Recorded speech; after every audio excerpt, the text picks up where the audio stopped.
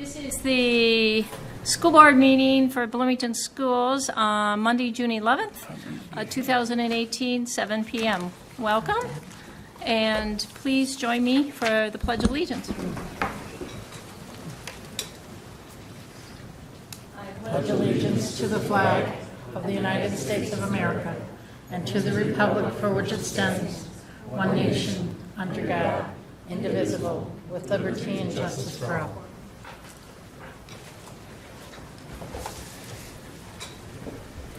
All members are present with the exclusion of Director Corman. Is there a motion to approve the agenda? So moved. Second. All right, all in favor of approving the agenda as written, say aye. Aye. Opposed? All right. We have no one for recognition of student and staff or public this evening, so we're going to move on. Is there anyone else that wishes to address the school board on an item not on the agenda at this time? All right, seeing no one, we'll move on. Is there a motion to approve Part A of the agenda? So moved. Second. All in favor of approving Part A, say aye. Aye. Opposed? All right, moving on to point B. First of all, we have the joint full-scale emergency readiness exercise with city police and fire departments and Alliant Health. Mr. Kaufman and Chief Potts are here. You want to introduce everybody?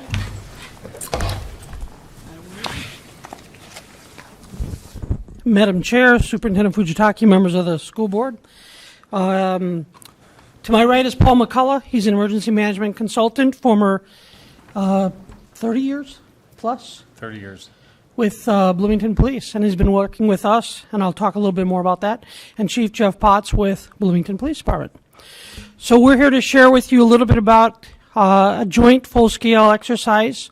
It's coming up in 3 dates in August. We are collaborating with Bloomington Police, Bloomington Fire, Alliant Emergency Medical Services, and the 3 dates are Monday, August 13th, Monday, August 20th, and Wednesday, August 22nd.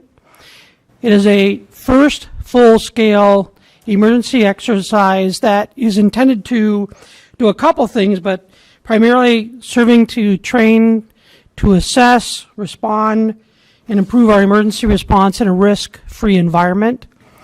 There will be, in addition to all of the emergency response partners that we work with, there'll be upwards of 30 what we call actors to make this somewhat real to life.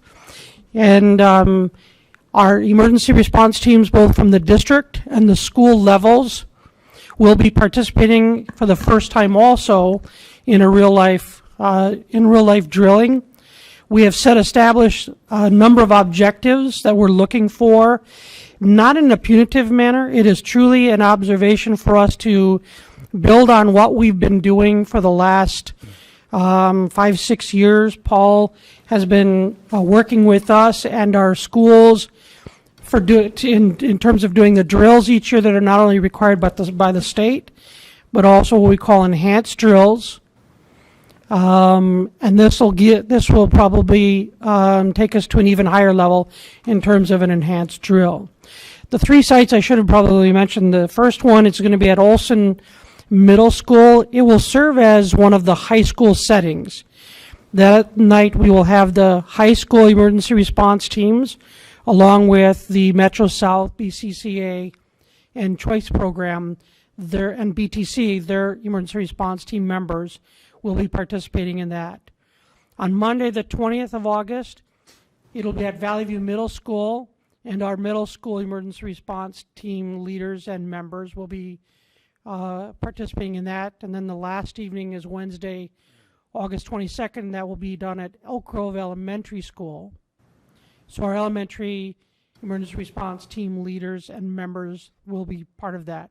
And then the district emergency response team will be activated on at least 2 of those evenings, and perhaps a third, because each evening there's 2 flights or sessions of the drill that'll take about an hour for each one of those sessions. So that's a lot to ask of the dirt team to do 6 sessions, but we're going to learn from that.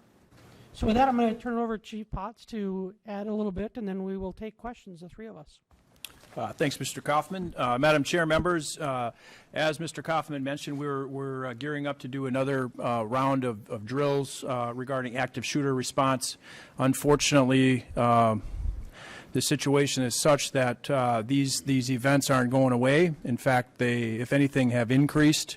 2016, there were 20 active shooter incidents in the country. In 2017, it rose to 30. And so we feel there's a need to continue to train on this. Again, unfortunately, we feel it's even more important to step up our efforts to work closely with the district and the school staff. Our goals in our response have not really changed. The goals from the police department's perspective is to stop the killing as quickly as we can and limit the loss of life as much as we can. Now, the tactics that we're using are shifting as we learn more. Obviously, you've probably heard since the Parkland shooting incident, there was some pretty strong criticism of the initial school resource officer for not going inside the school quicker, and frankly, going inside the school at all. Our tactics have always been a little bit different, that even if you're the sole officer, our expectations are to accomplish our goals, stop the killing, limit the loss of life, that even if you're alone, you go inside and you try to neutralize the threat as quickly as you can. We're practicing that even more. We've actually got our school resource officers in some training this very week. It's taken place in the state of Wisconsin. Some very high quality school resource officer training that's focusing on this. But we are going to work very closely with the district. There's things like, as you look and see these incidents unfold in other places, there's issues like how well you work the reunification site and many other kind of what we'll say are kind of ancillary pieces to the response.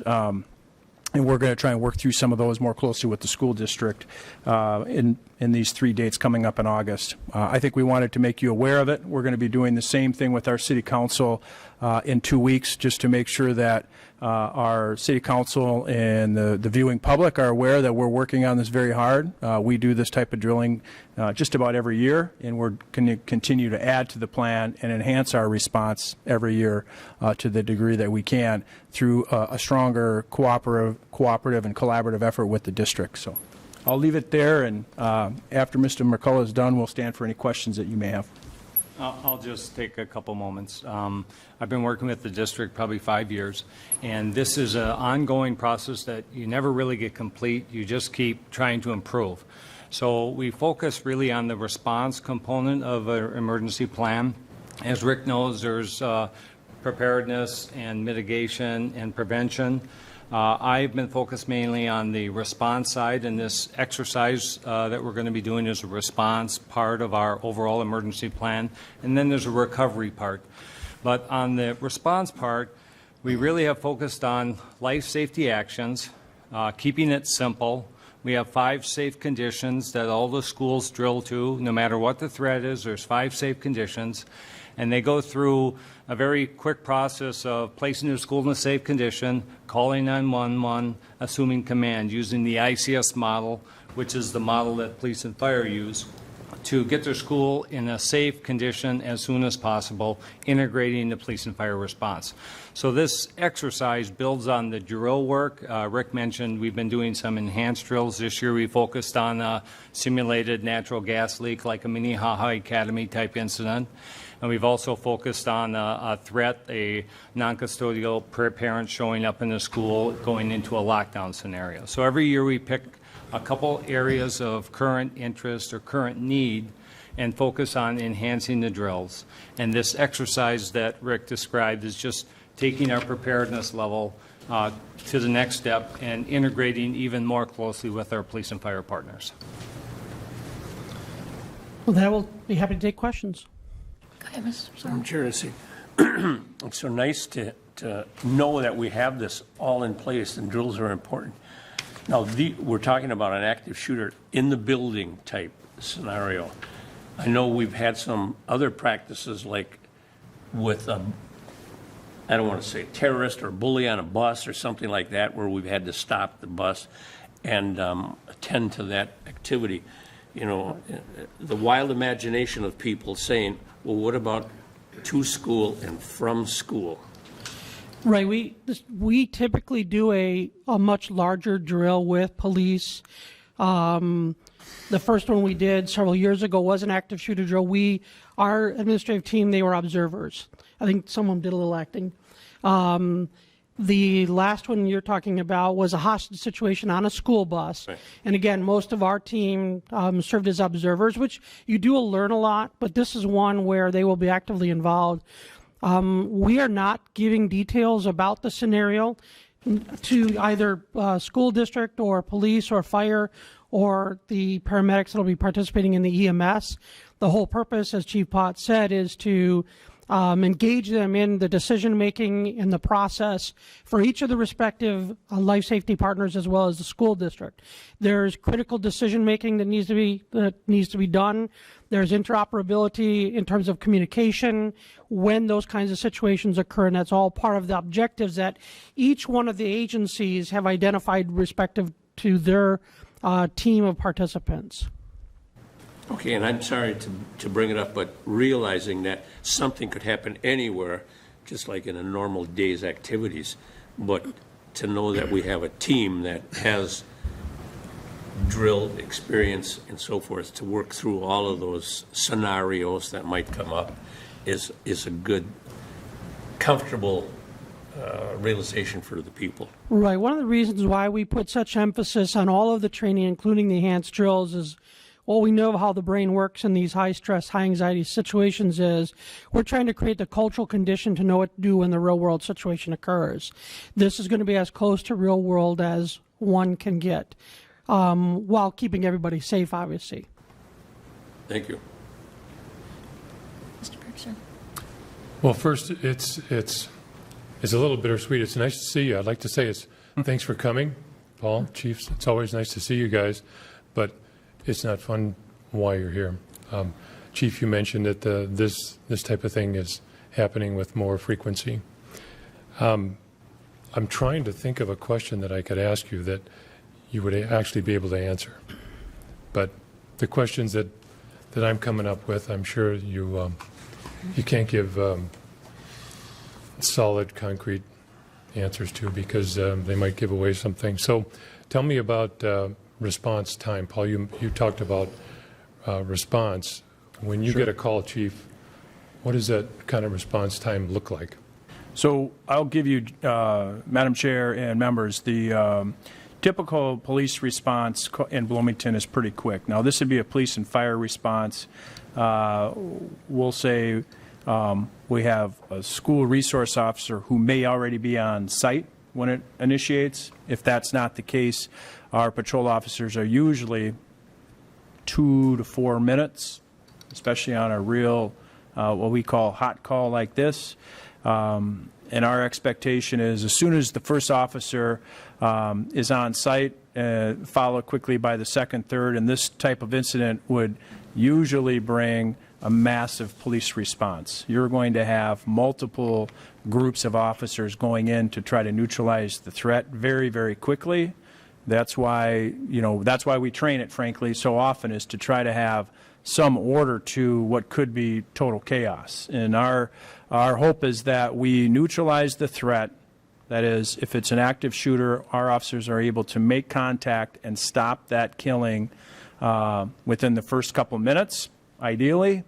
Our goal then is to have all injured folks evacuated within 30 minutes. We think the best chance of survival is to have those folks to a hospital within 60 minutes. Our goal is to stop the killing, stop the threat, with the assistance of the fire department, because they will provide a very, very valuable part to this response. That is, they come in and help remove the wounded. We will try to create a safe, what we call warm zone, that allows them to come in to a fairly safe area, treat those initially at the scene very quickly, but get them removed and get them to a hospital. All folks who have what we'll say significant injuries are removed into a hospital within 30 minutes. Removed in 30 minutes to a hospital as soon as we can get them to a hospital.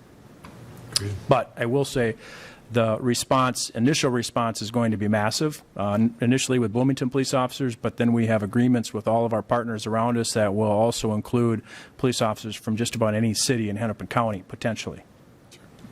Great. Let me just say publicly thank you to all of our first responders for all you do. Thank you. Thank you. In a simulation, where will you be getting people that would be like students in the classrooms? And how many people will be involved in that? So we are shooting for 30 actors, and they will consist of students, high school age and up, college and others. And we've started the process of getting volunteers to be part of that. There will be some adults as well to serve as the role of teachers or paraprofessionals. Again, not giving out the specifics of the scenario. There will be persons inside and outside of the facility. But only a total of 30? Mm-hmm. Is that really realistic of what the mass situation could be? What's realistic about it is that there are 30 actors that will be in some way, shape, or form impacted by the incident. I mean, we certainly could add a whole lot more people, but the goal of this is not to give actors a chance to act. It's to have our folks respond to the incident as we would expect them to. Same with police, same with fire, and same with the Alina Health EMS. So there's a limited number of people that will be participating each night from police, fire, and EMS. Quite different than if a real incident occurred. As Chief said, there'll be lots and lots and lots of folks. Another part of this is I know that they've done these drills at the Mall of America. And so when they've done them there, how many actors have they had? Well, Madam Chair, Member Beebe, we've had anywhere from a real small number to the last one that you did, you probably had 50 or 75. Yeah. So on upwards to 100 actors. And frankly, it doesn't really change the quality of the training. Our response is not impacted all that much by the number of participants, because our goal is to come in, locate the shooter, and then neutralize that shooter, and very quickly then start tending to those injured. And we don't need 100 people to make that scenario feel real to the responders. We can do it with a number much closer to what was being talked about here in the schools.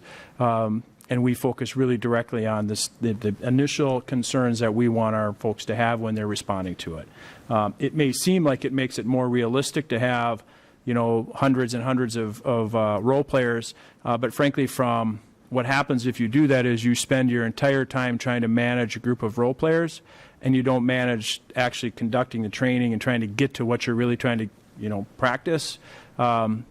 McCullough was nice enough to rally dozens and dozens of actors a few years back, and it can be kind of distracting to the training, and then you're less focused on actually training. So I think 30 is probably a good number. We can make it very realistic for the participants, both the police officers, the school district staff, with that type of number. And the other thing I'll mention, and Rick mentioned up front, is we're running the scenario 3 nights, 2 times a night. So those 30 role players are playing their role 6 different times for 6 different sets of first responders and school BERT team members. So it's a pretty good mix and gives everyone a broader audience of school representatives and public safety representatives the ability to really do the first-hand action steps that need to be taken, as opposed to 5 or 6 people doing most of the work and everyone else watching. We're going to try to minimize watching and maximize doing. One more question. Is this something that you would want us on the board to observe from a distance, or to just let you do your job and then hear about it later? Well, I'll just speak for myself as someone that has planned these and has served as an evaluator and observer. You're not going to see a whole lot, other than if you were outside, we would not have board members or city council members that would be roaming and walking around. There will be a spot. I think Chief Potts has spoken to this with respect to some folks that have asked. There'll be a spot outside that we would, persons wanted to observe. We really need to limit access to the grounds because of the fact that there's going to be not only your role players, but there are going to be at least 100 others from the participating agencies. And as Chief Potts said, the purpose of this is that it's a training, but also a huge learning, and we want the participants to learn without the fear of making mistakes, because you're going to make mistakes. That's how we learn. So I would, Chief, you want to address that other part, or city council members, or how you will? So we have had training exercises in the past where our city council have been given invitations, and sometimes they come, sometimes they don't. I think what we try to do is set up a vantage point that would allow them to see portion of the response, probably not as up close and from a visual angle position where they get to see everything, but we have in the past, and I would assume we're going to do it again here, is create a safe spot for them to be able to watch the event and be able to walk away and be able to now have seen what that response looked like. Again, to what Mr. Kaufman said, it's the value of the training to the participants, and in this case, the school district folks who haven't participated before will be paramount, and so we'll try and create a spot where folks can watch, but what you probably won't be able to do is see the entire response, but we'll certainly have a place for our council members, and if the desire is to have the school board members there, we'll certainly have a spot that people can observe. Thank you. Can I add, I'm sorry, just one more comment to that.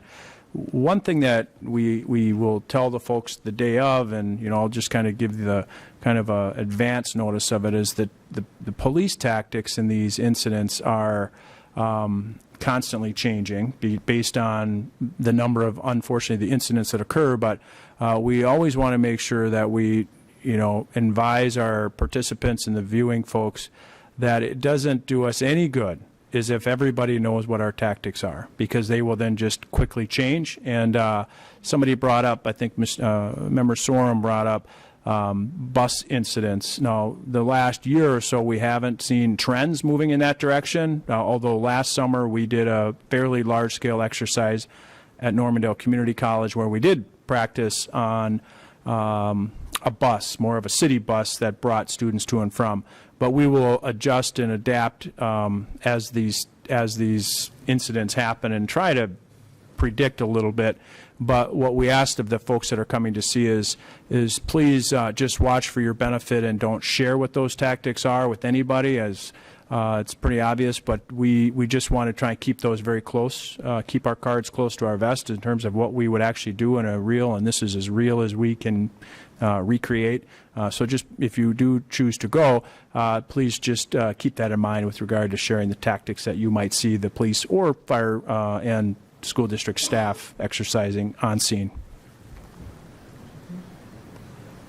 Question? No, actually, Chief read my mind. I imagine that unless you had somebody there narrating what was going on to the viewing public, nobody's going to know what it is anyways. And as you mentioned, you don't want to share too many tactics, so I trust that it's going to happen. I don't necessarily need to be there to see it. Any other questions? Okay. All right. Well, thank you very much. Thank you for your work to keep our students and staff and everyone else safe. Thank you. Thank you.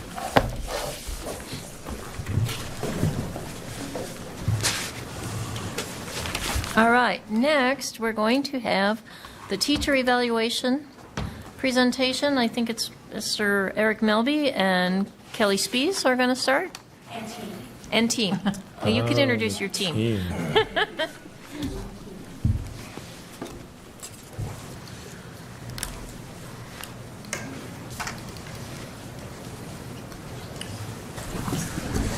I'll sit down here. Finish this up. I'll take that. Okay. Chair Steigoff, Superintendent Fujitaki, members of the board. This is a presentation that is given annually to the school board, typically in June, I think, to review the teacher evaluation program for the district. One of my favorite presentations, because as you can see, Kelly and these guys do a ton of work on it, and I just get to introduce them, and then I guess I'm going to move over so there's room for David Carberry. So I want to thank them for their time and effort. I'll ask Kelly to introduce the rest of her team, and I'll slide over so there's room enough for everybody to take part in the presentation.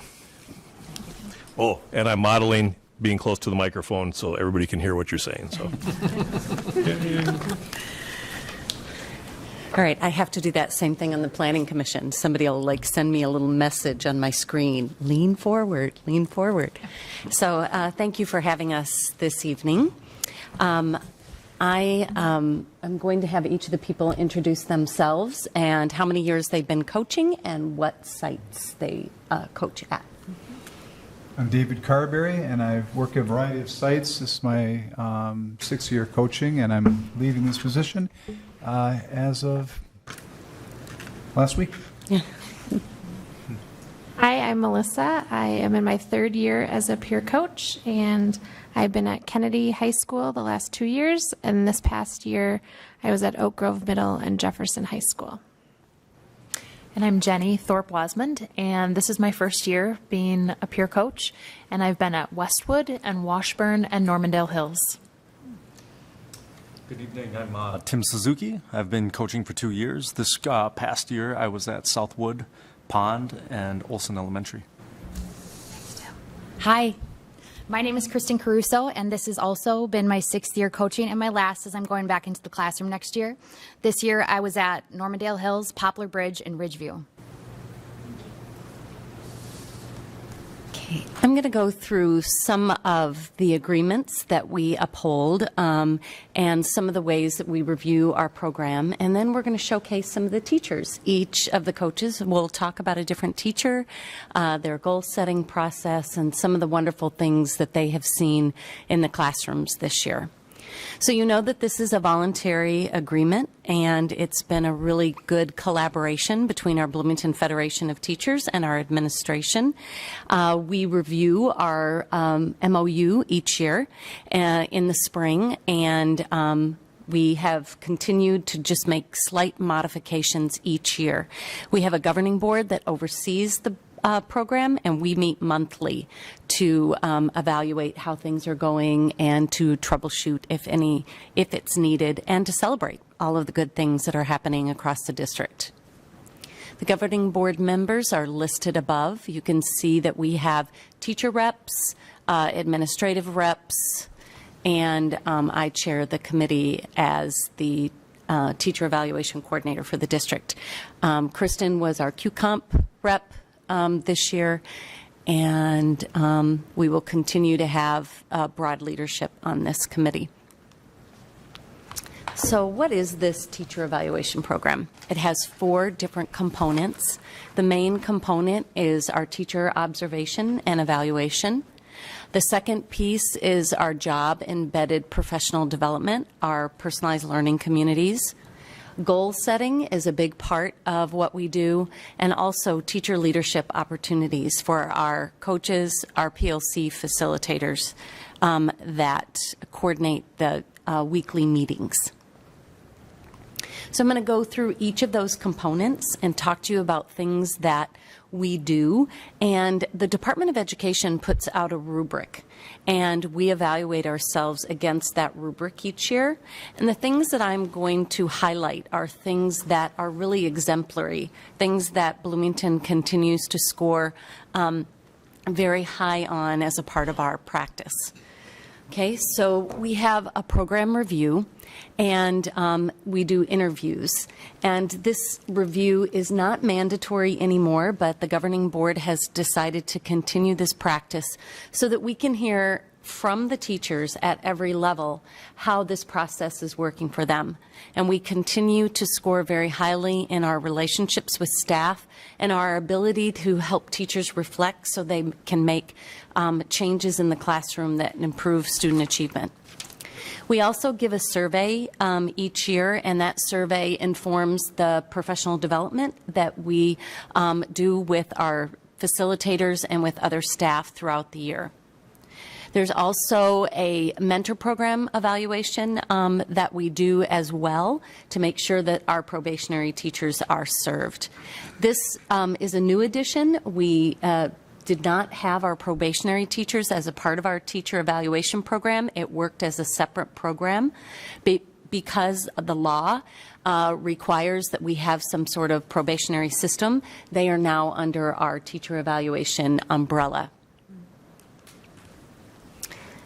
So teacher evaluation in Bloomington, we were very fortunate when the law came into effect. Our program aligned very well with the law because we designed our QComp and our evaluation program so that when the law came into effect, it would be seamless, and it has been. We've made very little adjustments as the law has gone into effect. We have annual training for all teachers, administrators, mentors, and coaches.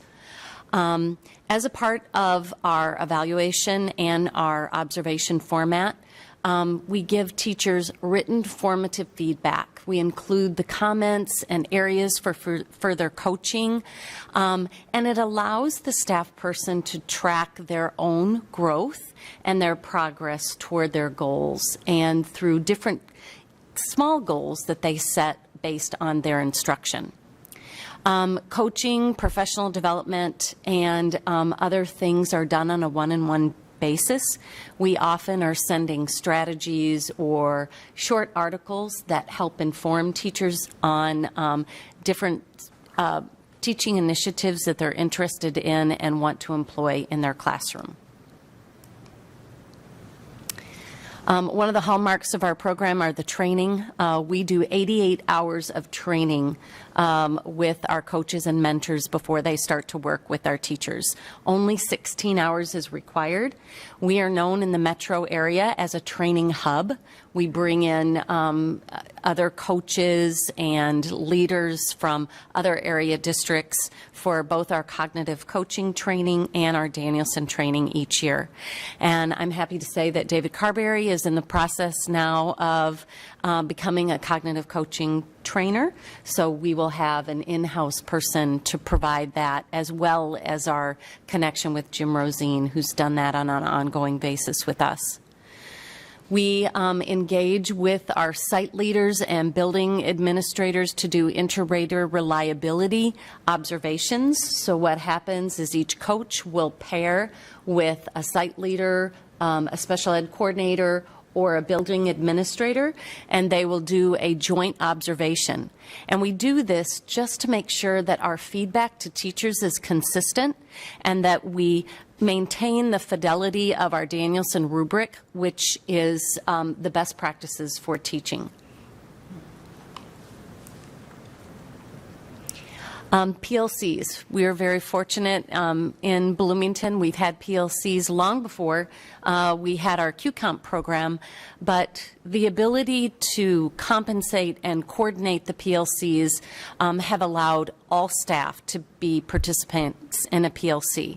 I think there are probably just 5 to 7 people that are at a job equivalency of like a 0.2 or 0.3, and they can't work it into our schedule. But out of 890 teachers, to have so many teachers, or virtually all of our teachers, participating in a PLC is really a wonderful feat. The learning from this professional development is directly tied to classroom instruction. Most of our PLCs have like students or content or curriculum standards that they work on together, and that allows just robust discussion around instructional strategies and assessments that guide student learning. And teachers are given that support in classroom instruction and management as needed, both from the coach but from their PLC members as well.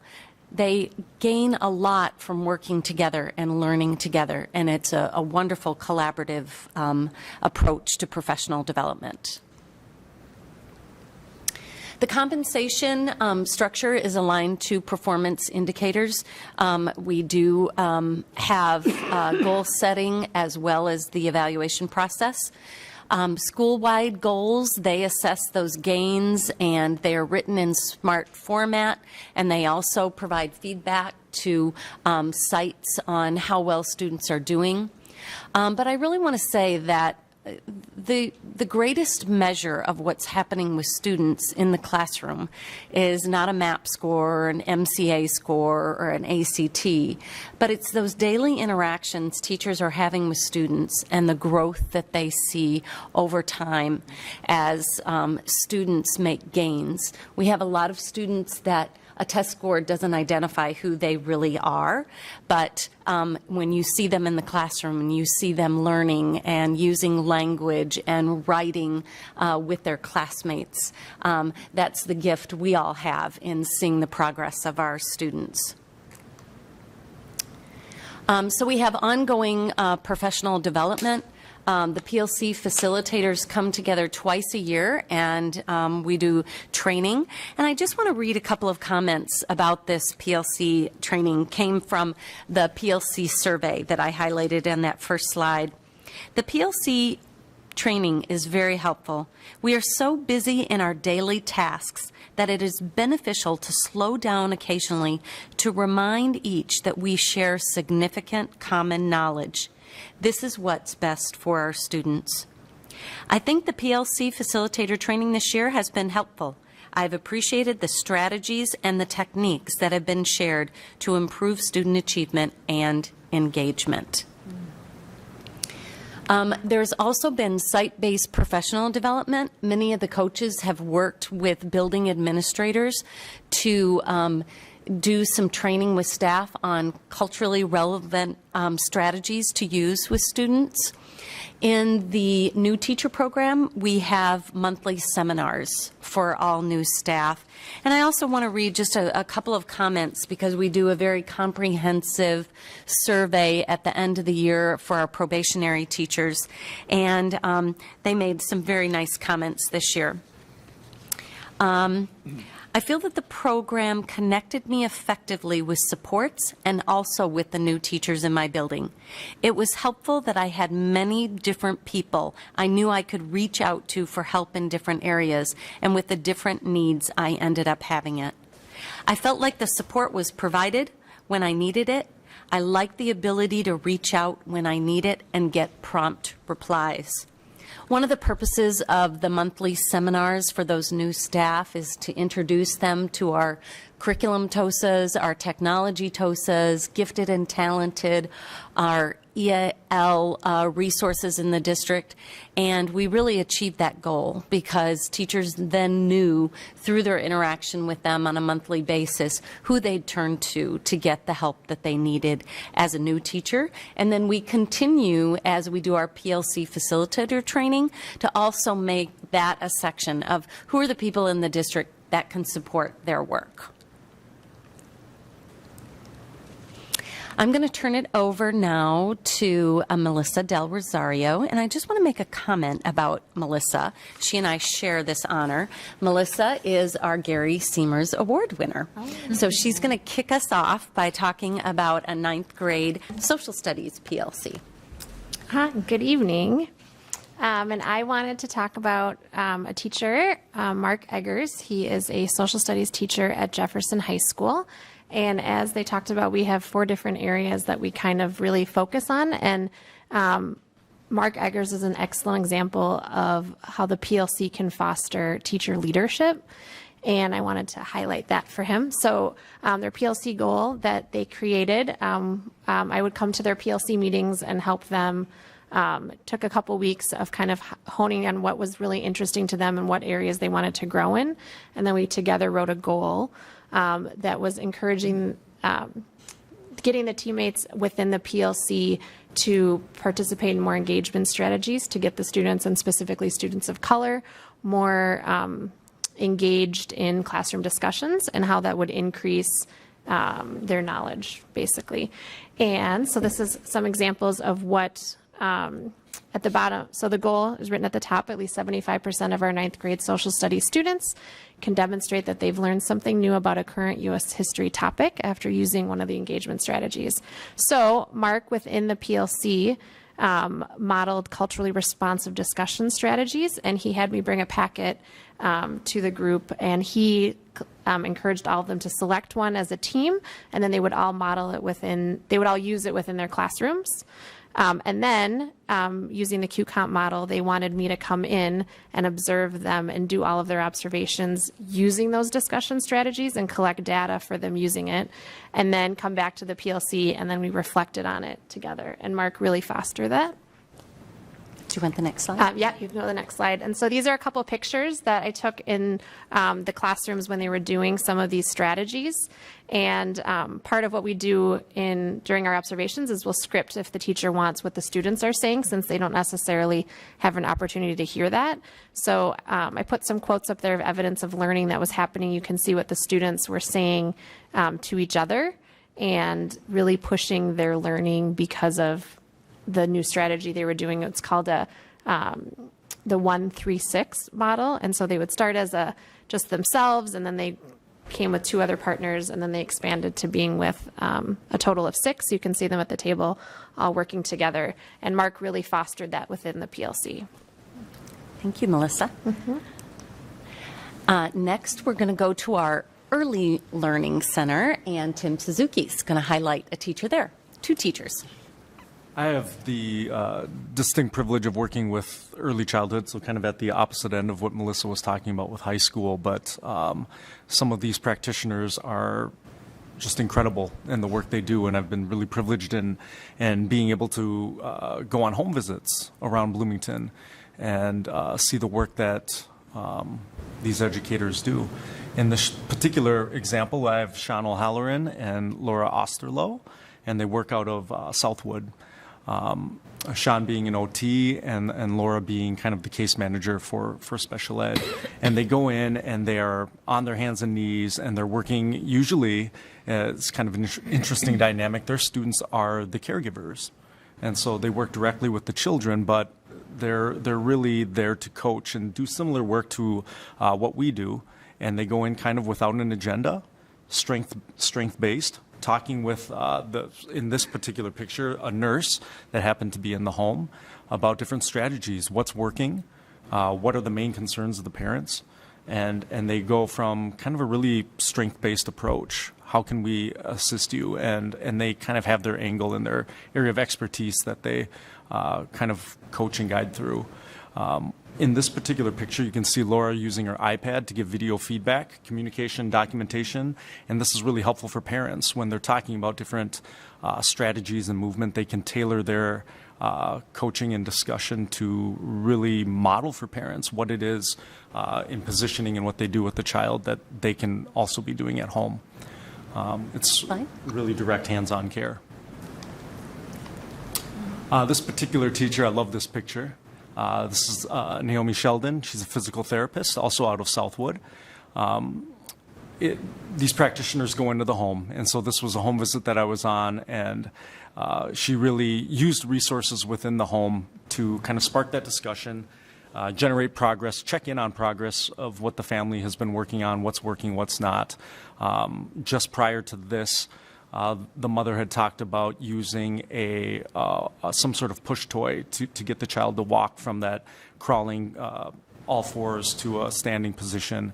And she asked her to actually get I think it was like a grocery cart, and being able to see it and just being really involved with the family. The amount of, I guess, genuine discussion and genuine conversation is just kind of what took me aback from these home visits. On occasion, in this particular case, Naomi brought along some bubbles to kind of help as a motivator to get this child to kind of work on one of the physical skills of climbing stairs. And it was just, it's been a real privilege to be on these home visits and to see these practitioners service some of these earliest learners.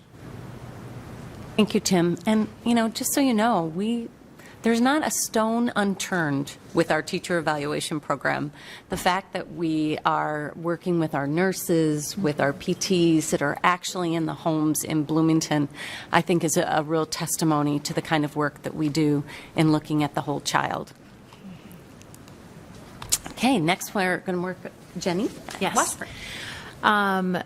So I just have to say, after my first year in this role, I knew Bloomington teachers did amazing things, but the privilege to get out into the classrooms and see the dedication and the energy and the passion that teachers bring to their students is truly phenomenal. So I'm greatly thankful for that, and just for the privilege to be able to work with all the teachers. And I want to highlight the Washburn Kindergarten PLC. I've taught fourth grade for the last 18 years at Ridgeview, and so getting to go into kindergarten classrooms and other classrooms at other grade levels just astounded me at the expertise and the passion that these teachers bring. And so what I really wanted to highlight about this PLC is the way that they have connected their work to so many other professionals in the building. They aren't just their little island. This year, in so many meetings, I've heard the word siloed, and that's something we've become in many regards. And so seeing this team work really hard in really authentic, purposeful ways to not be siloed was so cool to see, and to see how it benefited their students. And so they worked with the social worker, they worked with their interventionist, they worked with their special ed staff to help their kindergartners, many of them with this being their first school experience, for them to get these ideas and this learning and these social emotional skills on all different fronts with all different staff members. The ways that they connected to many different resources, and the way they just pulled together a team of experts to really be able to help their students. And so as you can see from the goal and from the results, just phenomenal growth in that standard that is connected to that listening and viewing and speaking area of standards, which are so important at those beginning years. So just amazing work that they did and amazing results. Next. They had many action steps that they were just week in, week out in their PLC so faithful to, and seeing the way they, as I said, pulled in lots of different staff. They knew they couldn't do this on their own as this team of 5 professionals, but they pulled in lots of other people in their building. They leveraged lots of materials. Washburn used building-wide second step social emotional learning curriculum. And just to see just the enthusiasm and the moving the dial in the right direction for students to feel well equipped in being able to handle their emotions and having words and strategies of what to do when they're having those big feelings. They worked with the social worker so that when she was pulling small groups, that there was the same language and the same goal and the same just purpose that they were going forward with. And then also, as many of the elementaries have done in kindergarten, how they're utilizing purposeful play. And so knowing that there's such deep, good learning that happens during what to the rest of us looks like playtime, but that is so important, and just seeing how our kindergarten teachers in particular value that. And then also seeing, though, that this PLC just on a regular basis was saying, how is this working? Is this something we should continue with, or do we need to adjust what we're doing and our approach? Are there other resources that we can be bringing in? They brought in singing, they brought in books, they brought in videos, just lots of different things to engage their students. And so this is a PLC that I just think did amazing things and really helped set up these young learners to be successful in their future years of learning. So I am amazed at the work they did. Next will be David and our physical education. Just so you know, I think Terry Roeder has the best job in the district. She gets to teach elective Phy-Ed classes. So Who are those mature members on the quote on the left? That could be me someday if they let women in to those are born-again jocks. Bloomington favorites. So I'm working with our colleague Terry Roeder, this notion of productive play. And she has an interest. Kelly mentioned that in our work, we work in 3 different components in the observation process specific to Danielson. The first being planning, the second being environment, the third having to do with instruction. So her work this year had to do with planning. So she said, I share this space with the born-again jocks in the morning. I want to have a healthy relationship with those gentlemen, take advantage of their expertise.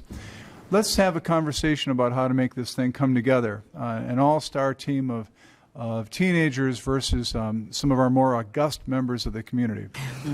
And so part of her planning was, how do I make this so I have kids that maybe they don't want to chase the ball for Fayed, but I want them to be healthy and happy too. So the athlete on the right, she's working independently in the activity center, working on strength training, and you can see she's got some paperwork to make that come alive for her in terms of goal setting. So this would be an interesting example where our colleague, Terry Roeder, said, you know what, I want to do work on planning this year, so let's plan to invite the community member in while still keeping kids engaged. Beep. Anybody recognize the beep? Faculty, you don't. Observation 2.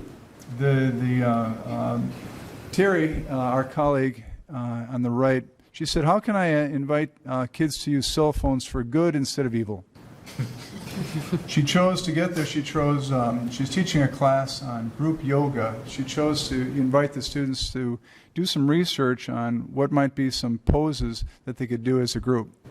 And then secondly, to take some visuals of their work in those poses. So we had a very thoughtful planning conversation specific to group yoga, and I think those are compelling visuals. The third observation, she was working with a young person from Mankato State, and she was a cooperating teacher. And she said, I'm really uncomfortable with these lengthy evaluations that we're asked to do. How can we have this sort of conversation? What can I do to have this sort of magical conversation with my future teacher? So we talked about, on the topic Kelly referenced, professional development. We talked about some of the strategies having to do with cognitive coaching. And she invited her her future teacher into genuine conversation, given some of the work that we worked together. So that was been a lot of fun planning and working with our colleague. Okay. Hi. I want to echo the sentiments of my colleagues that we all probably work on average with 75 faculty every year, and we could easily highlight any of them in this slideshow today. The one that I chose to highlight is Ryan Watt. He's the art specialist at Poplar Bridge Elementary School. He's spent the last 17 years in Bloomington. He worked at Valley View Elementary prior to coming to Poplar Bridge. And he is truly passionate about what he does, both in his personal and professional life, and lives and breathes art and everything. Now, Poplar Bridge is a STEAM school, and he works considerably hard integrating content through STEAM and embedding student voice and choice in art. He worked very, very hard at helping teach kids how to value the process as well as the product, and looking at that whole process that the kids go through as they create what they do. He had a lot of different experiences with PLCs. He's worked with Contents PLCs. He's worked with the specialist group at Poplar Bridge. He's also found a lot of value in working with grade level PLCs. And this year he worked with a 3rd grade PLC that specifically focused on having growth in the math maps. Now, he worked tirelessly to embed math content into the work that he did, and a couple of the pictures up there highlight how he integrated fractions into some of the projects that he did. Now, he spends a lot of time emphasizing, not just in fractions, but emphasizing vocabulary, ensuring that all students have some form of background knowledge as they go into it, and takes lots of opportunity to embed discussion and making sure the kids have a chance to use their voice and talk and share their knowledge that they gained throughout this experience. Thank you, Kristen. Well, that's a small look into the many classrooms that we have here in Bloomington. Do you have any questions for us? I do. Bergstrom. Well, first of all, thank you all for coming. Kristen, Tim, Jenny, Melissa, David, Kelly, and Eric in the back there. Yeah. Thanks for introducing. So before the meeting tonight, David cornered me and he said, and I'm paraphrasing, what gets you excited about tonight's agenda? What about tonight's agenda are you excited about? and I did the best I could to fumble over it and say everything. But I'd like to turn the question around. When you go to work, what gets you excited about coming in? What keeps you coming back? It can't be these presentations coming to see our smiling faces. It has to be something else. What is it? I can tell you that just like my colleague said, I every day go home blown away by the teaching that we have in Bloomington Public Schools. Every single day there's a moment that I think, God, I would want my kid in this classroom, or man, my daughter would be so lucky to work with this person, or, we are so lucky to have people that do these things that we do to make our community stronger and better. And so I am humbled every day by the people that give in this community, personally. Wait a minute, I have to write that down again because the next campaign coming up, it's always such Jim? We have the opportunity to work with such fabulous staff, and we build I could say some pretty strong relationships with so many of the ones that we work with, and they teach us so much about our job and all the work being done in Bloomington Public Schools. And the connections they make, not just with the coaches, but with each other, is pretty powerful as they're seeking answers to the questions that they come up with. I have a question. Some of you are veterans of it. Some of you are just new in it. So leaving the classroom, which you loved when you were a teacher, and all of a sudden going into a different role, did you enjoy the role that you were in, especially the veterans, and are anxious to get back into teaching again with whatever grade you were in? And those of you who are just new, the withdrawal from the classroom has got to be tough. Yeah. Kristen? Sure, I'll go. So 6 years out, so much has changed. But luckily, I get to spend every day in the classroom. And so, yes, there's definitely a withdrawal. You wish you can kind of be in two places at once because you miss having your own class in your own school community. But we've been really fortunate to be a part of every school community, so there's a benefit there too. And we learn so much. Like going back, of course, it's a little scary, right? Because so much has changed. But I get to bring all these amazing strategies with me. And I know if I have a question, I can contact 75 others plus to help answer whatever question I have. Okay, in the role of QComp mentor, coach, when you leave a classroom, can you go back to that same class again? Is there some stipulation in the contract? The way it works is you have 2 years in this job, and then you're guaranteed that same classroom back. If you decide to continue to coach past those 2 years, you are guaranteed a position within the district, but not that same place back. And the reason that we do that, we've been very thoughtful about that, is, it's really hard for a team to have new people all the time. And so we just wanted to allow both the new teacher that took the job of the coach or the mentor to have the ability to earn tenure eventually if that was the right path for them. And then we also wanted the team of teachers that had to give up the coach or mentor to not have to have a constant changeover of new staff. Good. And then one other question. You mentioned there's 890 teachers that are affected. Is that special ed, ESL, and all teachers are on an evaluation process, Yep. coached and mentored? 18 to 21 programs, okay, the early childhood that Tim highlighted, nurses, social workers, psychologists, multi-cat special ed teachers, grade level, every content, gifted and talented. Even our gifted and talented TOSAs are part of QComp and work with us as coaches too. And each group has a rubric that's specific to that group. Yeah. Thank you. Again, thank you guys for coming. I think it's just a lot about your dedication that you're here even after the school year's over, that you're still here giving presentations. So thank you for that. I have a couple questions. Kelly, earlier you said that this year the program expanded to include probationary teachers. Mm-hmm. Is that in combination with the observations that the administrators are doing, or is that replaced, or what does that Well, look like? actually, it occurred kind of 2 years ago, but due to restructuring in teaching and learning, but also because it was a natural fit for all of us to work together as a team, because the service that we give to probationary teachers is a part of the teacher evaluation law.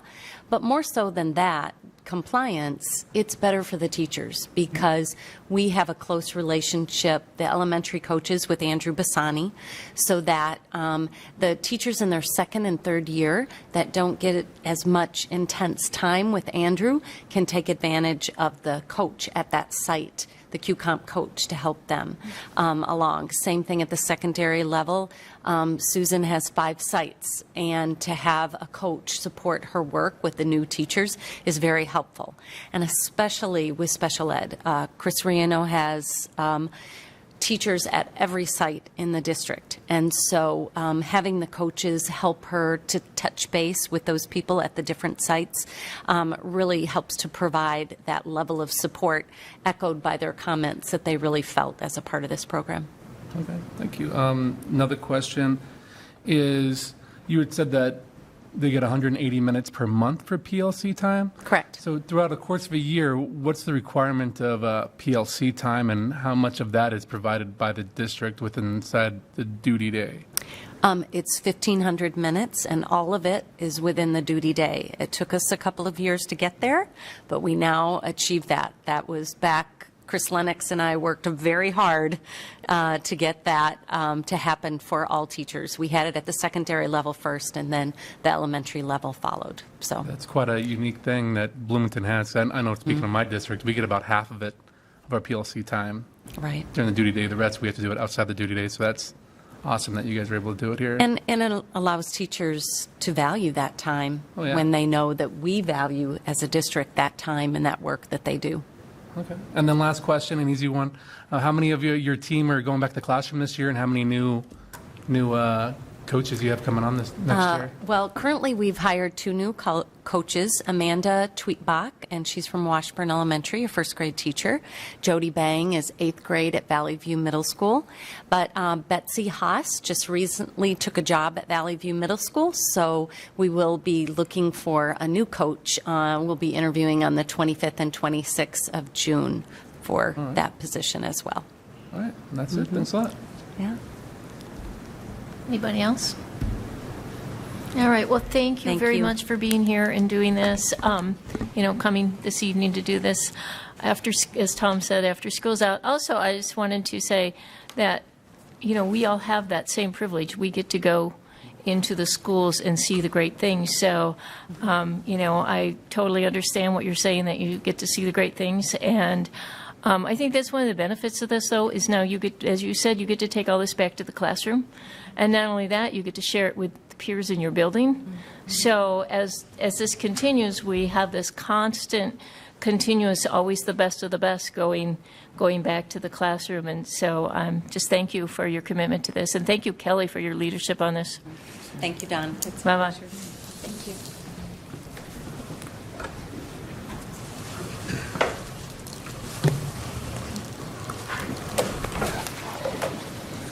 Okay. Next up, we have the Joint Powers Agreement with the Minnesota Department of Education. Jennifer McIntyre. Madam Chair, be it resolved that the School Board of Independent School District 271 approves the Minnesota Department of Education Joint Powers Agreement to join cohort number 4 of the Family Guided Routines-Based Intervention, FGRBI, for Early Childhood Special Education, ECSE. This agreement is in effect July 1, 2018 to June 30, 2023. Second. Okay. Chairperson Steigoff, members of the board, thank you for letting me come tonight and talk about the FGRBI. Of course, we have acronyms for everything in special education. It's how we roll.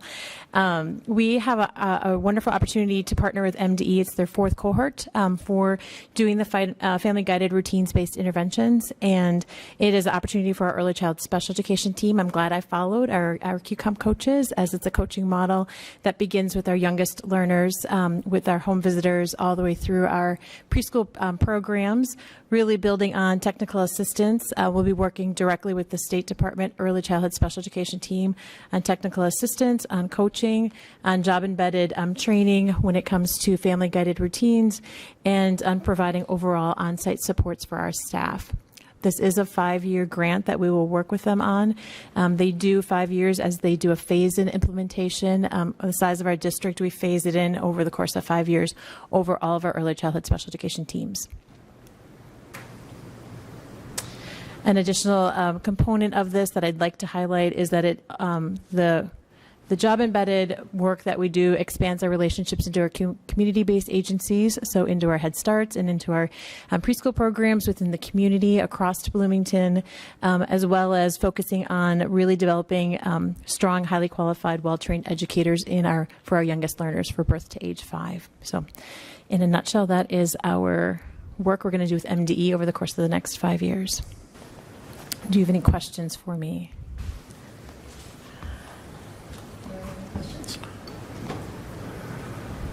Great. Thank you.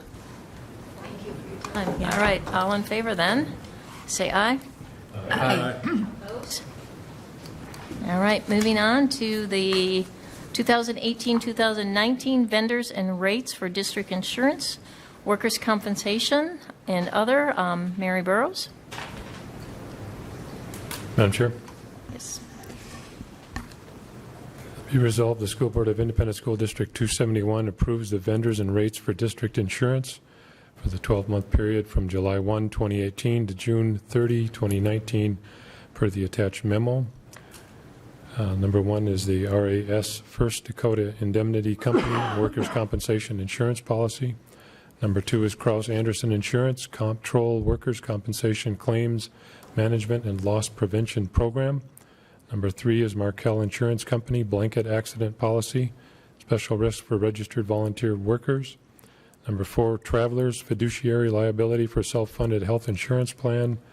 Number five, Hartford Fire Insurance Company ERISA Bond. Further be it resolved, the School Board of Independent School District 271, per its organizational meeting of January 8, 2018, authorizes the superintendent or his designee to execute documents within the authorized budget as appropriate to the daily operations of the school district. Second. Okay, Chair Steigoff, Superintendent Fujitaki, and members of the school board, this is a motion that we bring forward every year. So you should be, some of you will be familiar with the format that this is in. I just wanted to point out a couple of things, or I'll go through these pretty quickly. The number one insurance rate there is our workers' compensation policy. We did have an increase of 2.4% in our rates. The policy is 1 year. Our mod rate increased a bit from the year before, so that's why you see an increase to the policy. But they do have a very competitive rate as far as their policy goes. So we did renew with them. Krause Anderson, the Comptroll Workers' Compensation Claims Management also saw an increase, but that's because they're also getting more involved in our claims. Because when our claims go up, their involvement, increases, like in our lost time claims. So then you see a corresponding increase for their policy. The other ones are pretty just straightforward as far as increases and normal increases, but I wanted to point out the two because they correlate.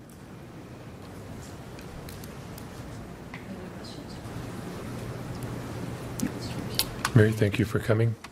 I couldn't help but notice that we had a decrease in Markel Insurance for our volunteers. Are they acting better? They're following rules? Are they? No, it's determined by the number of volunteers that you have per year. So our usage of volunteers must have gone down slightly from the year before. So then they adjust the rate depending on the volunteer load that you have.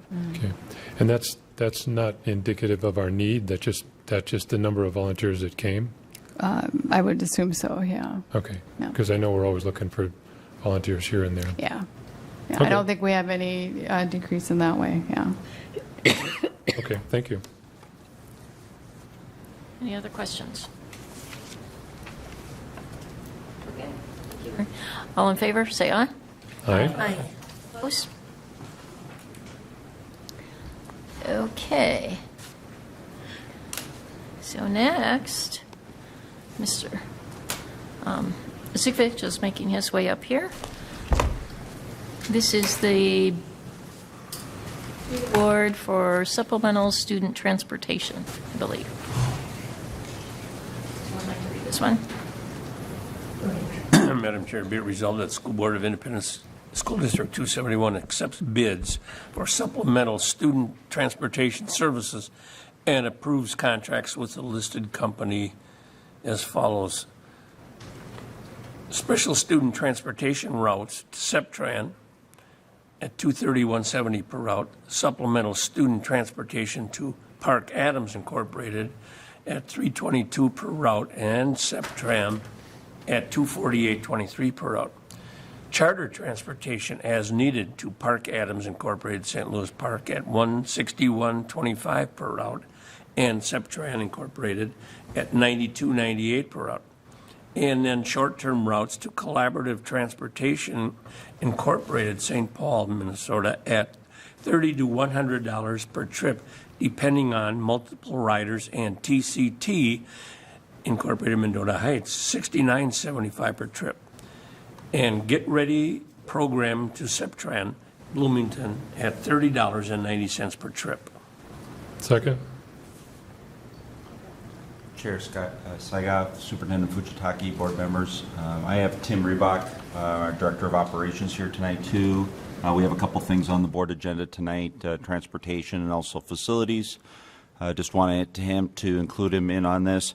This is a process that we do every couple of years, just to make sure that we're getting the best rates on our different plans. As the board knows, this last year we were short in our driving force. With some of the good rates here too, we will look to, if we need to, try to plan for additional routes being serviced by contractors if we can't get drivers for those routes. Open to any questions. I guess maybe just one. Do we still have routes outside of the district that we have to go for, like children who live with somebody else that are attending our schools? So we still have some of those special routes that we have to do. That is correct, yes. Any other questions? Yeah. Question. So you're saying that we're having to hire some of these contractors because we're unable to fill vacancies in our current employees. So is it cost more to actually have to go out and hire these charter services, or is it cheaper than, I guess? It depends on the route. I mean, if you look at one of the things of the Get Ready program, we've had that Septran do that for many years. It's because they have the ability of having the drivers during that period of time that they're willing to do it for a very low price, lower than our costs that we could even do it ourselves. Okay. So in some cases, yes, it would be less expensive, but it's also too is one of our biggest challenges is in the morning and in the afternoon. It's getting kids to school and getting kids home from school. And we're able to pull charter drivers in at times to be able to help us out with those. But it's the labor force right now it's difficult getting enough people in. We will use this type of contractor at a last resort. We're looking more toward having our own staff to be able to train and make sure that everything is done appropriately. Yeah. Okay, I guess kind of what I'm worried about is that if we're not filling these positions, and then we're going to start having like buses just sitting in the warehouse not being used, and we're spending more money to charter with other companies. I just would hate to see that start happening, becoming a trend. So something to be mindful of. Thanks. Another question is, this must be an exciting logistics challenge to try to do field trips, to try to do special things, to try to do all kinds of those activities, plus maintain our regular routes too. So you almost have to have plan A, B, C, D, and E. And we have, for many years, we've had contracts with these companies. at different times for different services. Okay. Any other questions? All right, all in favor, please say aye. Aye. Aye. Opposed? Okay, moving on to the bid award for sound and lighting for the secondary schools. Someone like to read? Madam Chair, be resolved, the School Board of Independent School District 271 accepts the audio, video, electronics, AVE bid for sound and lighting improvements at the secondary school and approves a contract to complete this work. Second. Go ahead. This is one of our summer projects, kind of a combination between both our alt facilities and capital dollars. What it is Tim and his team did an evaluation of all our auditoriums for both sound and lighting, and this is the bid process for those projects for this summer. Any questions? Madam Chair, now this is a complete upgrade, for each of the buildings, or is it just additional speakers and or microphones or whatever? So we had done both the high schools last year in the sound department, so we'll be doing lighting there. And then the secondaries that also have auditoriums, we'll be doing both sound and light in them. It's a complete upgrade, all the way down to what we call the house dimmers. Those will stay, but under control lighting, LED lighting instead of incandescent, more energy efficient, and every building will be up to par and common. So the common thread through this is the ability to, without too many nuances, to be able to run systems in any one of our auditoriums.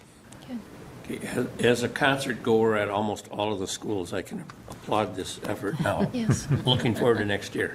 Thank you. Okay. Any other questions? All in favor, please say aye. Aye. Opposed? Okay, the next one is the Long-Term Facility Maintenance Program 10-year budget. Read this.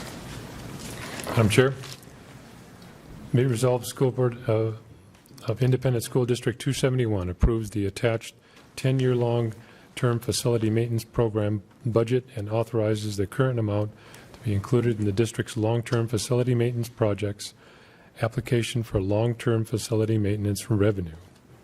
Second.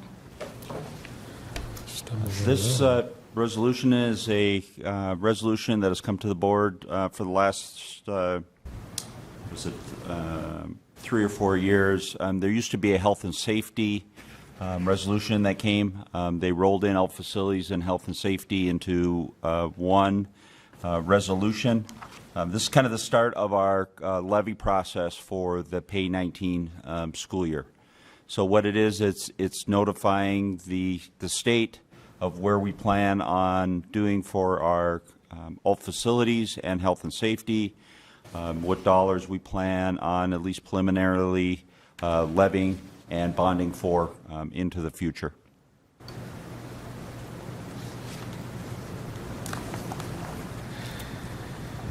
Questions? Okay, no questions. All in favor, say aye. Aye. Aye. Opposed?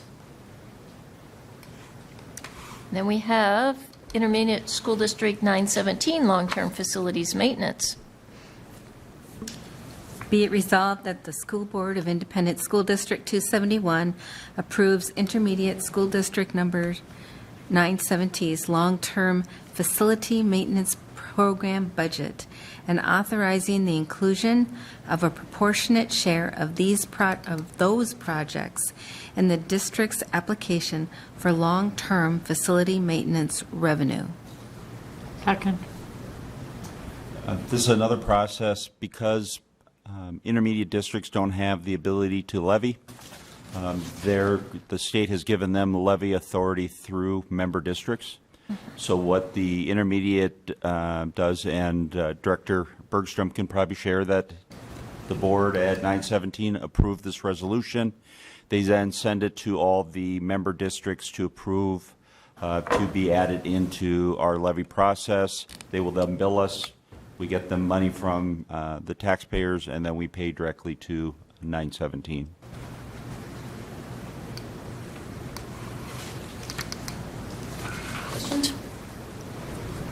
Okay, all in favor, please say aye. Aye. Aye. Opposed? Okay, thank you. All right. Now we have a preliminary 2018-2019 budget presentation. Mr. Sikovich, once again. Thank you, Tim.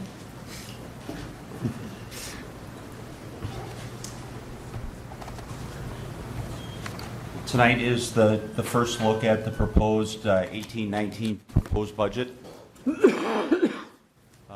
This is just to provide information to prepare the board to make their final decision on the 18-19 budget. There'll be no action required tonight. More information and open to any questions as we provide a resolution for the board at the next board meeting. As we talk about strategic plan and our different levels of planning, we have our program areas, we have our resource plans. The annual budget is under the financial plan within the resource plans. As I mentioned, the timeline is tonight we'll talk about the different the budget categories. We'll not be looking for any action. And then we'll bring back a resolution on the 25th for all funds for the board to adopt. The budget is broken up into 4 different areas. Capital and deferred maintenance, which is operating capital, alt facilities, the resolution that the board just approved, and then capital projects levy, which is our technology and security levy. We have debt service, our insurance and internal service funds, which is our self-insured dental and medical, our other post-employment trust and the debt on that trust, internal service for vacation and severance, and then our operating funds of food service, community service, and general fund transportation. So we'll start out with the operating capital fund. Operating capital is based on building improvements, permanent attached fixtures, communications, computers, textbooks, musical instruments. It's kind of something that's going to last more than a 1-year period of time. Our budget for current year had a beginning balance of a little over $8 million. Planned spend down of just under $2 million to end up the year at $6.3 million.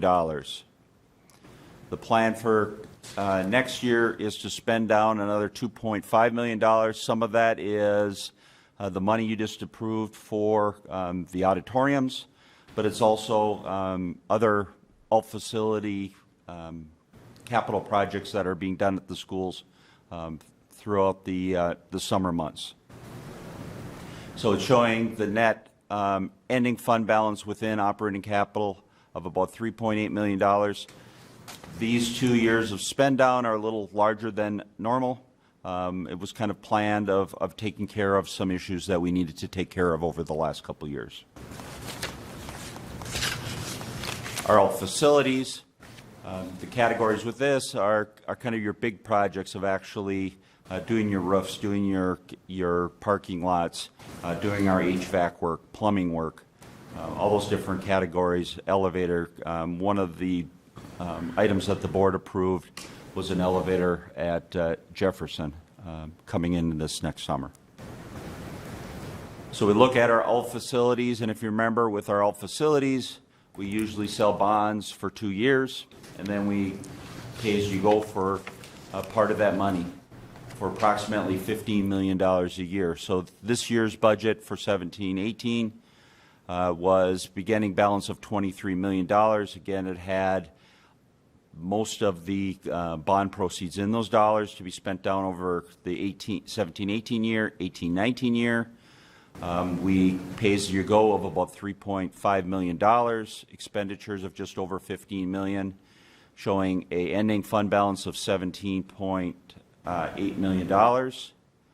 This year, the projected budget, the pay-as-you-go coming in at $3 million, of $4.8 million of expenditures to show that the total spend down of everything within the alt facilities will go into sometime in probably early or late winter, early spring of next year to sell the next round of bonds for the next 2 years of programs within the alt facility funds. Capital projects levy, again, these are our technology and also our security projects. Current year, we're planned on with a $4.2 million beginning fund balance, 6.8 in revenue, spend down of about $885,000. It was finishing the finalizing of some of the construction work. Going into this next year, we're showing that we're at $8.8 million in revenue, $8.7 million in expenditures, a $3.5 million ending fund balance. Kind of just to give the board an understanding of it, part of the reason for the increase in the capital projects levy is that the capital projects levy is tied to a market value of homes within the district. Both that and the Mall of America coming offline, some of their tax, their TIF. So what it did is it gave us a larger value, which increased our revenue by $2 million. And then you kind of see the breakdown. We're spending $1 million of that on security.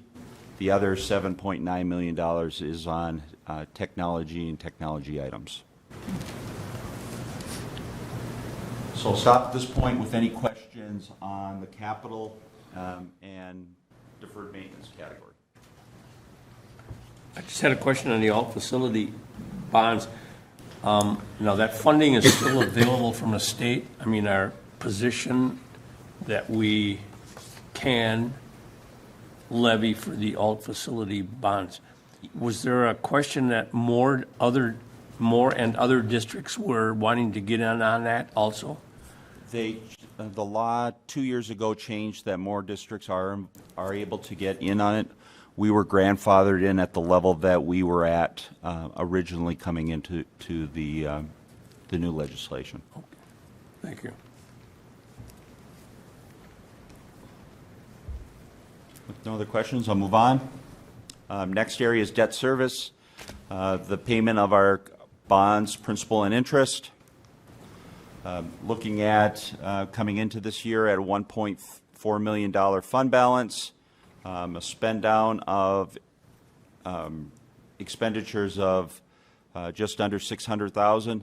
And to mention to the board again, remember how the process with debt service is that the state requires us to levy 10% more than what we are supposed to get, and then what they do is over time they start taking that back.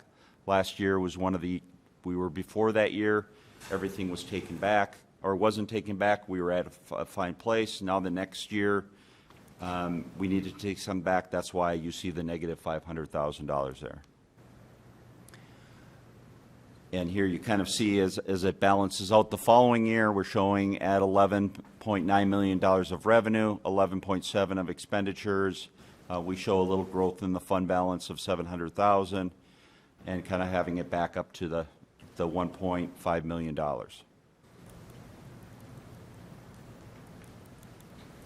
Questions on debt? Rod, just because I'm such a numbers mind, why does this, tell us again, why does the state want us to levy 10% more? They want to make sure that the district has the ability to pay off their debt so they don't go in default. So they make sure that the money is there at all points in time so that if there's not a shift in tax shift or something like that, the district isn't able to pay for it. They have the money is there for both their debt, for all the debt service payment. All right. Thank you.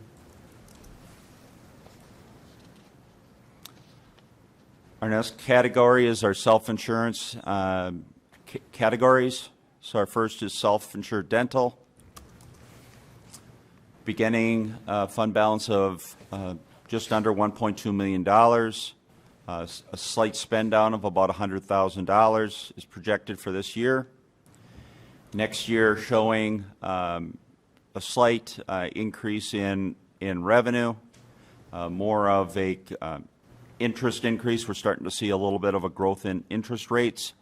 Expenditures going up slightly to show that a little bit larger of a spend down of $130,000. The board also, just as a reminder, the board a couple years ago approved a premium increase or no premium increase for dental for 2 years. This, I believe, is I think the 6th year in a row that we haven't increased dental, and the district is still in good shape with that process, even though we've made some changes to the plan to make it a little more. Make it better for the employer. The medical started the year at just under $7.5 million. We show a slight increase in the fund balance of $250,000. Looking at projecting in this next year, revenue going up slightly, and as I mentioned with the dental, the board approved a couple years ago a 3% increase for 2 years within this area. So we show that we're going to have a little bit of a spend down of expenditures with or fund balance with the medical, but as you can see, our movement in 2009, 2010 to self-insured medical has helped the district and has provided us to have a reasonable increase and still being able to have a solid fund balance in case we have a challenging year. Our other post-employment trust, this is the dollars that the board approved back in 2009 to be able to relieve the general fund of other post-employment obligations that the district would have.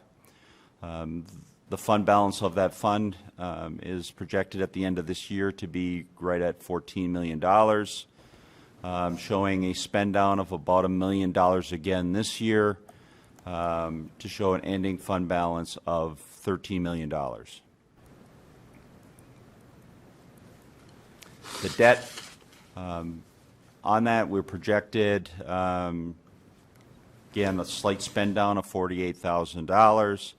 If you remember, the board approved last year for a refinancing of this. That's why you see a drop in both the revenue and the expenditures within this fund. We saw savings of, I believe it was, we took in savings of just over $1 million by refinancing these bonds. Internal Service Fund, we've put these dollars aside for both vacation and other severance outside of the other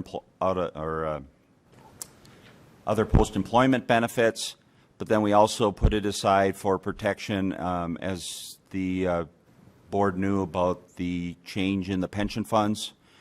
To make sure that the district, if the state and the rest weren't giving us the increase to match what the increases that the pension bills went with, we wanted to make sure that we have this money for protection in case that happens. Either it looks like currently we're fine, but just in case in the future we have these dollars to help offset us for a couple years before we have to take it out of the general fund.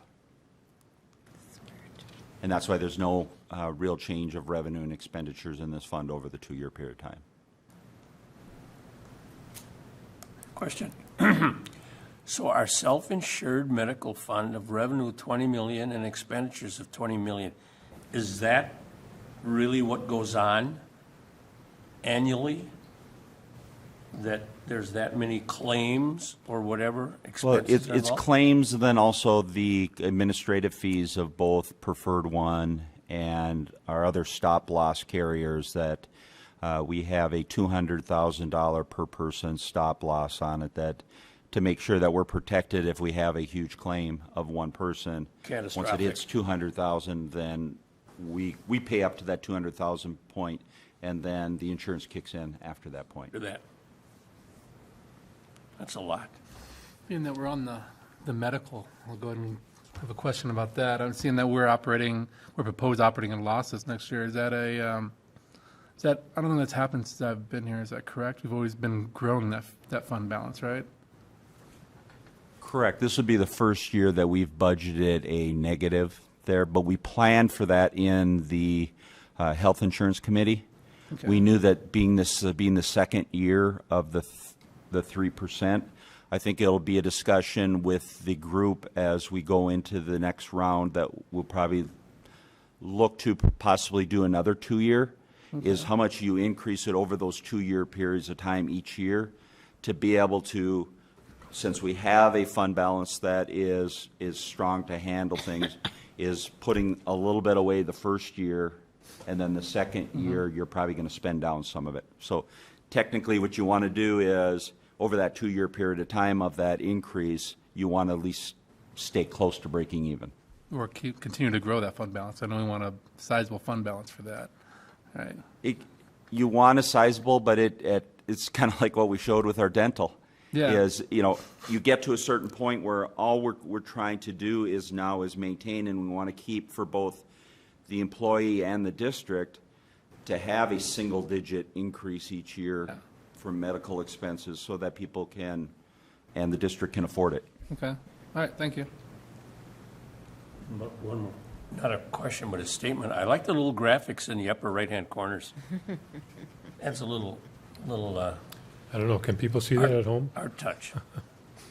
Hopefully. Okay, we'll move on to the operating funds. So you should say more. That was it, Jim? You just wanted to make that comment? Yep, just that statement. I We thought got you had a another one question coming up behind here. it. Okay. We'll start with food service. Food service, looking at in 17-18, you kind of see what our goals and assumptions were. In 18-19, some of it is we're going to do some trials on some new menus, some new options. We've been really working on the latter part of this last year of some options for the food service department. As the board asked for one of the goals, and the rest is for us to direct this. So we've put it right in the budget that this is some of the things that we are going to be focusing on in the next year. We're estimating that the state and the feds, their increase to us are a half of a cent for the state and 5 cents for the federal as an increase. In this budget, there is a meal price increase of lunches of 5 cents. We always do a comparison of our neighboring districts in regards to where our meal prices are. As you can see, we're kind of right in the middle. Some of you can see the ones to the right of us have gone either where from 10 to actually 15-cent increases this year. Looking at the middle school, kind of a similar case. We're right in the middle, and you see those kind of some of the same school districts increasing up into the higher levels with the middle schools. And the third area, we're kind of the same way with staying right in the middle. If you kind of look lunch prices over time, you see back to 15-16. Elementary has gone from $2.50 up to $3.65. Middle school from $2.75 to $2.90. High school $2.80 to $2.95, and adults $3.60 to $3.85. Breakfast prices, since we only add Jefferson, Hillcrest, and Ridgeview are only non-free breakfast programs, the amount of benefit for raising prices in these areas is not seen. So what we've pretty much is we want kids to have breakfast, we want kids to take breakfast. So we've, as you can kind of see here, back to 15, 16, we haven't changed the prices on the breakfast program. If we look at the overall budget, this year we're planning on a spend down of about $151,000. This year we show a little bit decline in our revenue. Part of that decline in revenue is that we no longer have one of the last non-public that we used to service.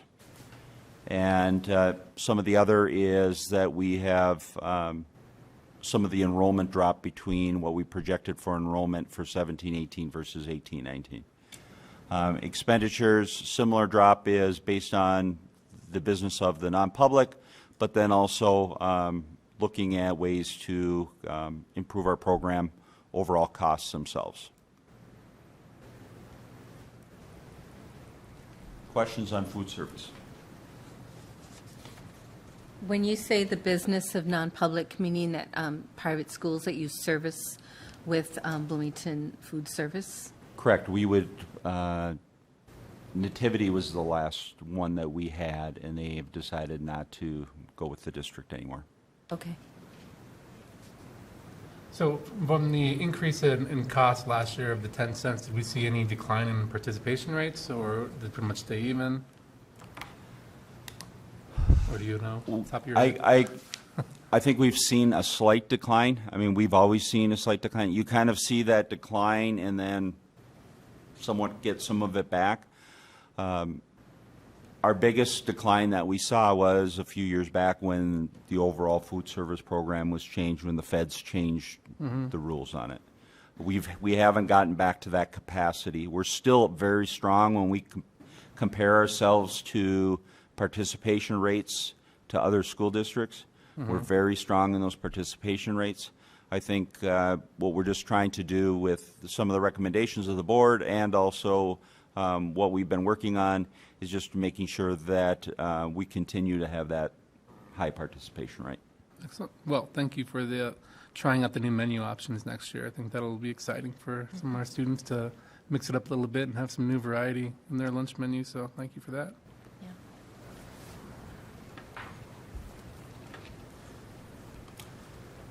Next area is Community Service Fund. Here's kind of a breakdown of how community service kind of lays out their budget.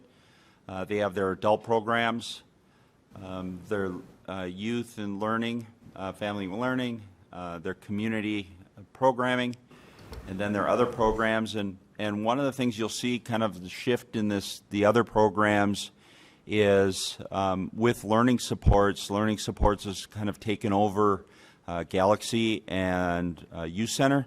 So that's why we've kind of moved it into other programs, just to give the board an awareness and understanding that that's kind of a structural change within the community budget. That budget still has to be in a fund for accounting purposes, but we wanted to just make sure that everybody was aware that it's being technically managed by learning supports instead of community ed. So if we look at their overall budget, they had a fund balance starting the year at about $4.8 million, a slight spend down of $268,000 to ending fund balance of 4.5. What they're looking at this year is pretty much a break-even budget. Kind of revenues are down a little bit, but there were some adjustment in some expenditures, and part of it was that looking at some of our costs that we were planning on doing in 16-17 needed to be paid down in 17-18, and now we're back in line with a break-even budget. A lot of times, too, is with community ed. I think the board has heard this before. The community ed, when they're looking at different programs, early childhood and that, they're doing some R&D work at times with it. So there's going to be some years that they'll spend down a little bit of their fund balance and then get back to the balanced budget after that point in time. Questions on community ed?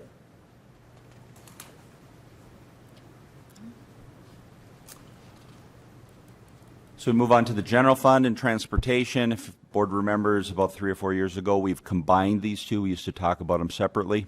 Now we talk about them as one. If we look at the revenue end, the revenue for this year's budget is $141 million. Of that, 73.3 million, or 73.3% is from the state, 21.8 is levy, federal is 0.22, and other, which is fees and the rest that we collect, is 2.7. Just kind of another way to look at it, and you kind of see what the groupings of what's in there. So the state is formula, special ed, and other revenues, so $104 million. The levy, which is the operating referendum, other levies of $30.9 million. Federal of $3.3 million, and then other of $3.9 million.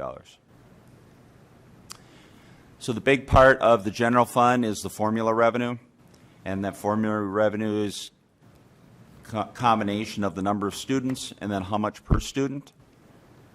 If we look at our students, we have a slight decline in enrollment for this next year.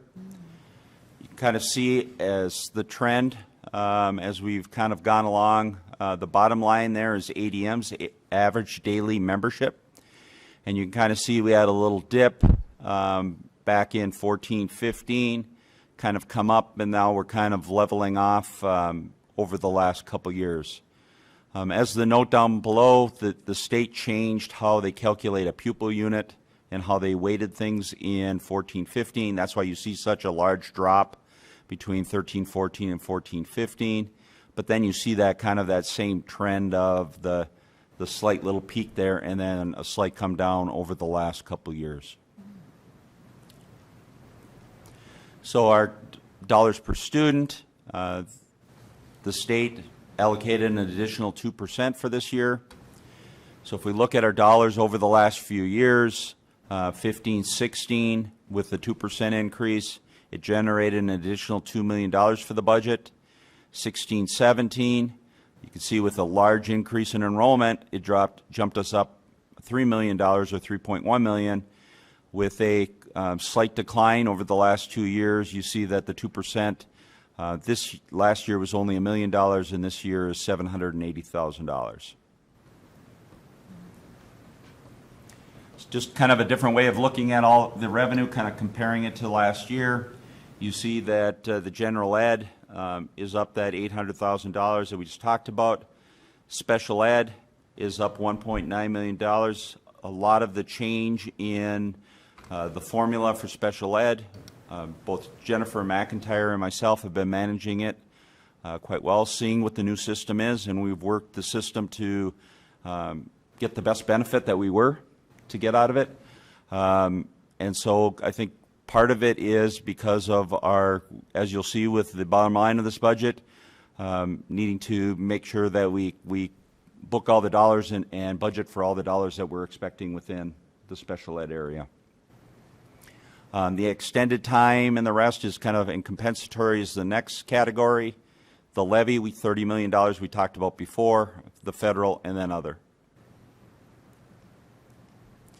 So expenditures, expenditure budget is $142.4 million.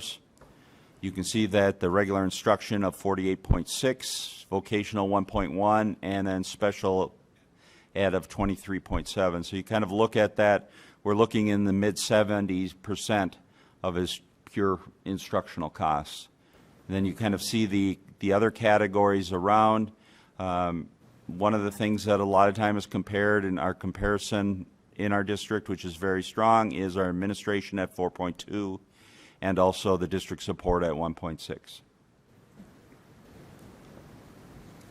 Just another way of looking at the overall, kind of seeing the dollars of it and kind of the categories within. You can kind of see what's all included in each of the different categories. So if we look at the overall budget for current year, is we came with a beginning fund balance of $12.3 million. The planned spend down was $2.2 million to end the year at 10.1 or 7.4 of expenditures. The board policy is a 5% of expenditures as a bottom line. Our current year is showing 141.4, expenditures of 142.4, or a spend down of just over million to get us to a ending fund balance of $9 million, or 6.4%. Questions on the general fund? Rod, I had a quick one. You don't have to go back to the slide. It's the general fund budget revenue breakdown, 141 million. There's a little teeny wedge that says 2.7% of other, and you had that fees and that type of thing. Does that include activity centers? No. What that would include is fees that are charged for participation in athletics. It would be fees for admissions to different programs, and then any other fees for general usage of the district that is not community ed related, which is the activity centers and building reservations. Okay. All right. Thank you.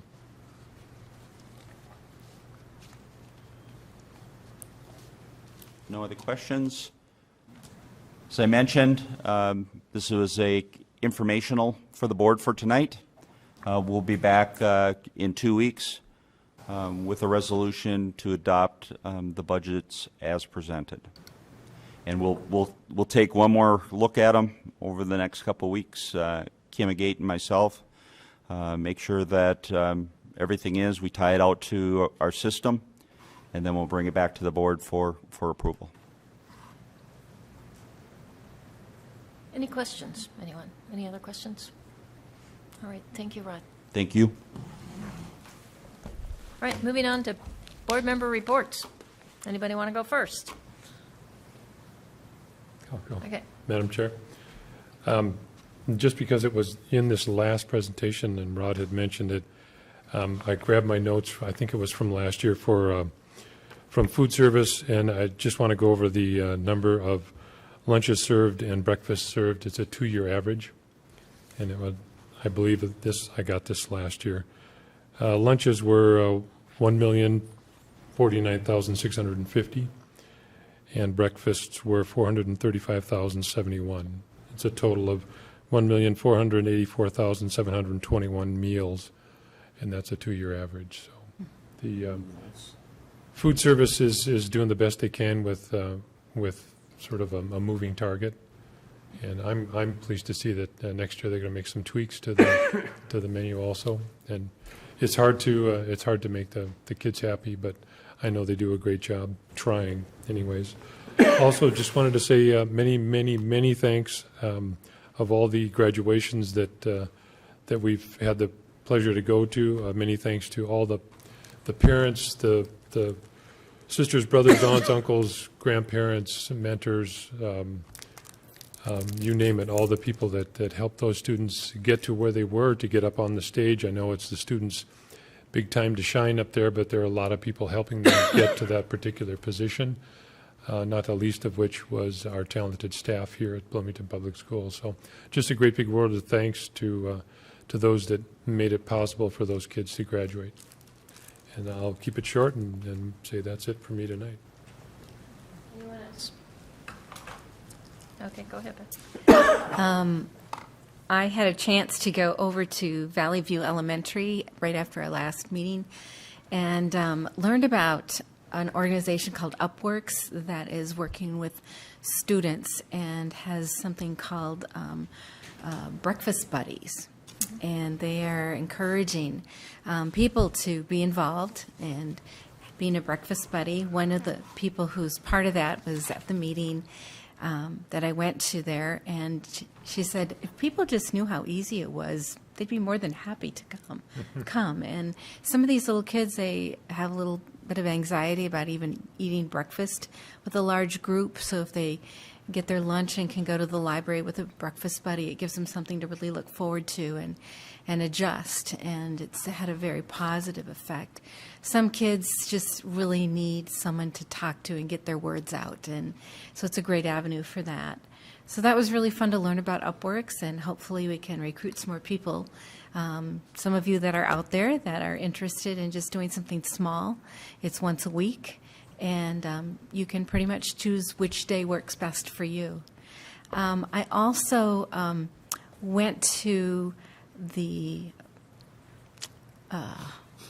early childhood education outreach that they're doing to some of our family providers for childcare, as well as some of our non-school preschools, to give them support and give them some in-services. And so I was at that meeting, and there were representatives from the Reading Corps wanting to work with these preschools to help build literacy among students, and hopefully some of these in-home child cares, as well as some of our private preschools will adopt that to help build greater literacy for our students who are coming in.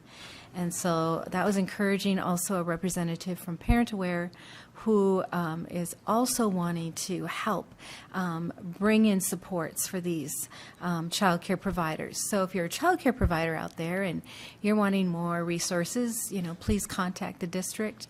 There are resources to help build what you're doing, and many of them are free. So anyways, it was very exciting, and looking forward to my new placement on the Early Childhood Education Committee, and loved graduation. It was great to see all those graduates. Anybody else? Okay, I have one item. I am going to ask for a motion for this resolution. The school board authorizes the Executive Director of Human Resources to respond on its behalf to any staff member request for reasons of non-renewal, if someone would like to make that motion. But I also want to just add for the record that the district council will review any letters when they respond, and board members also will see the letters before any response is sent to the staff. So would someone like to make that motion? So moved. Second. All right, and all in favor of approving the motion that I just read, please say aye. Aye. Opposed?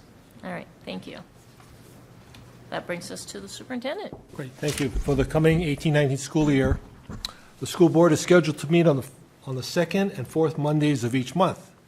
To prep for this coming school year, the administration meets with the board chair to plan what adjustments need to be made to that schedule. So, administration has the following motion. This has been done in consultation with the board chair. That we cancel the July 9th and July 23rd meetings, as we've done in prior years as far as canceling July meetings. Move the August 13th board meeting to August 6th due to the emergency readiness exercise that was presented earlier tonight. Move the April 22nd school board meeting to April 29th because the Senior Achievement Recognition Banquet is scheduled for the 22nd of April.